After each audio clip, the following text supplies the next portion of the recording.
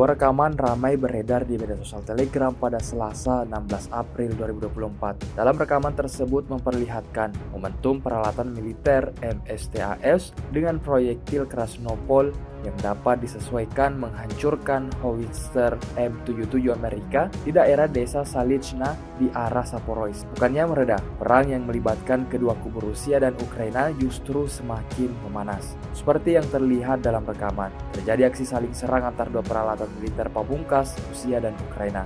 Meski telah melakukan perlawanan yang intens, tentara Ukraina tetap saja tak dapat mengelabui serangan dari militer Rusia. Hingga video ini beredar, beragam komentar dituliskan warganet.